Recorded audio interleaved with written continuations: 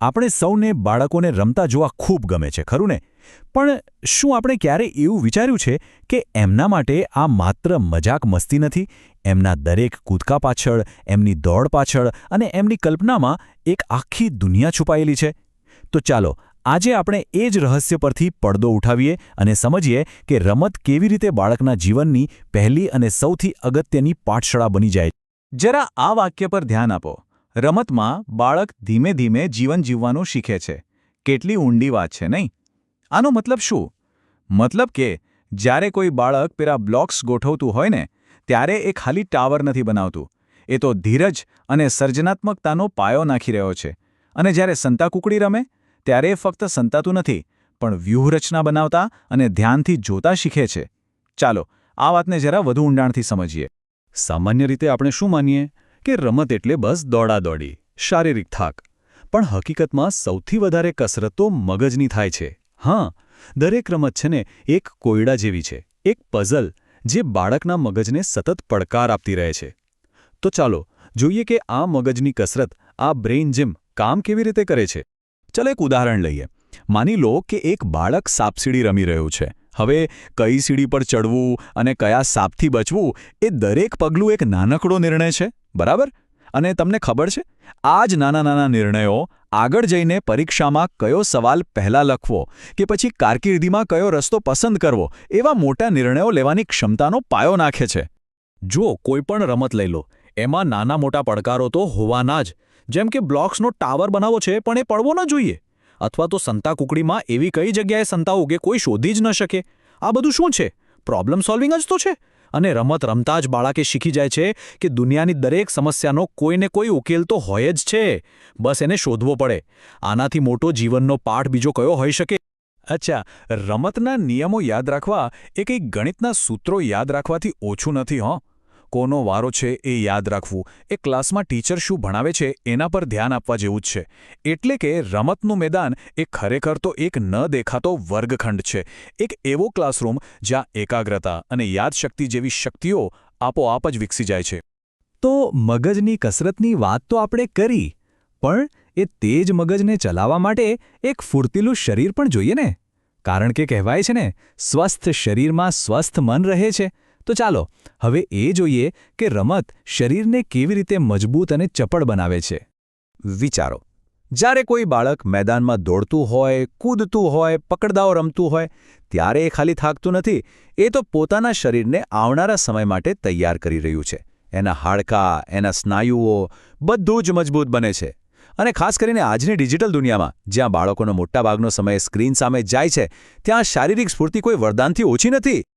તમે ક્યારે વિચાર્યું છે કે હવામાં આવતા બોલને પકડી લેવો એ કેટલું કમાલનું સંકલન છે?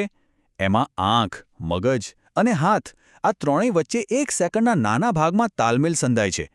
પછી ભલે એ દોરડા કૂદવા હોય કે લખોટી રમવી હોય, દરેક રમત બાળકના શરીરના અલગ અલગ ભાગોને એકસાથે મળીને કામ કરવાનું શીખવે છે.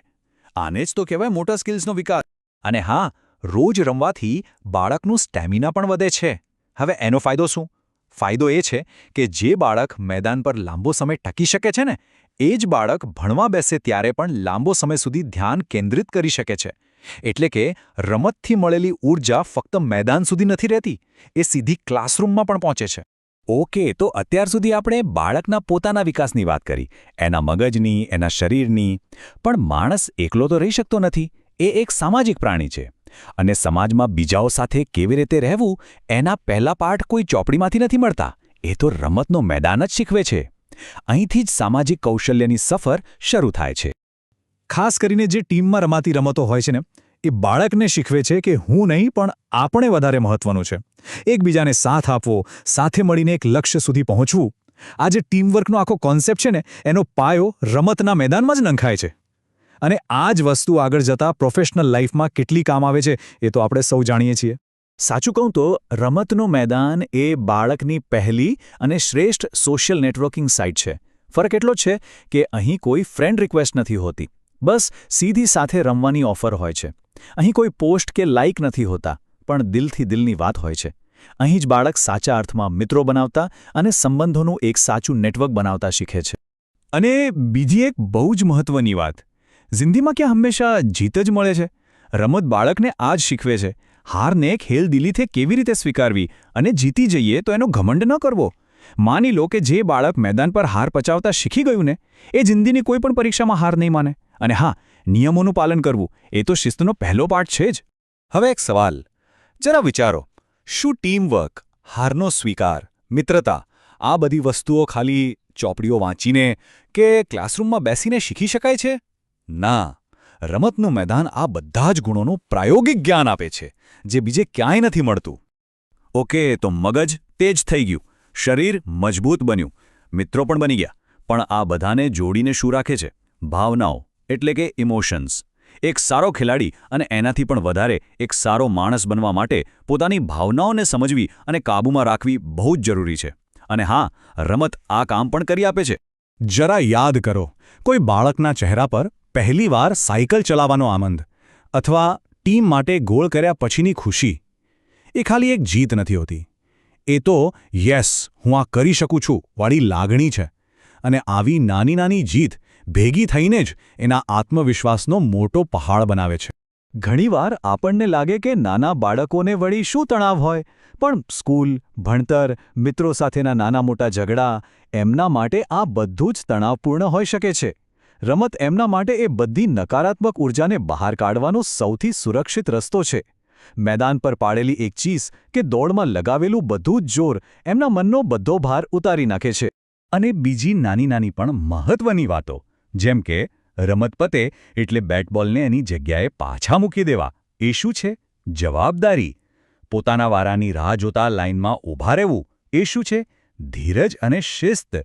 બાળકને તો કદાચ ખબર પણ નથી હોતી, પણ આ રીતે રમતમાં જે જિંદગીના એવા પાઠ શીખી રહ્યો છે, જે કોઈ ક્લાસરૂમ ક્યારેય શીખવી ન શકે. તો આપણે અત્યાર સુધીમાં જોયું કે રમત બાળકના મગજ, શરીર, એની સામાજિક કુશળતા અને એની ભાવનાઓ, એટલે કે લગભગ દરેક પાસાને સ્પર્શે છે. આ બધું જોયા પછી એક વાત તો એકદમ સ્પષ્ટ છે: રમત એ ભણતરનો કોઈ વિકલ્પ નથી, પણ ભણતરનો જ એક મજબૂત પાયો છે, સાચા શિક્ષણની ચાવી છે. તો છેલ્લે આપણે રમતને શું કહીશું? એ માત્ર મનોરંજન નથી, એ તો એક સુવર્ણ સાધન છે. એક એવું સાધન જે બાળકના શરીરને ઘડે, મનને તેજ બનાવે અને એના સ્વભાવને મજબૂત કરે. ટૂંકમાં, એ વ્યક્તિત્વનું ઘડતર કરતું એક જબરદસ્ત ઓજાર છે. અને આપણી આ આખી વાતનો સાર બસ આ એક વાક્યમાં આવી જાય છે: સાચું શિક્ષણ માર્કશીટના આંકડામાં નહીં, પણ બાળકના ચરિત્રમાં દેખાવું જોઈએ.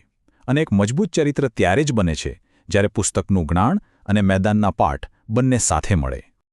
તો હવે અંતમાં એક સવાલ દરેક માતાપિતા અને શિક્ષકે પોતાની જાતને પૂછવાનો છે કે ભણતરની દોડમાં, ટ્યુશન અને બીજા ક્લાસની ભાગમભાગમાં બાળકના દિવસના ટાઈમટેબલમાં રમત માટે જગ્યા ક્યાં છે?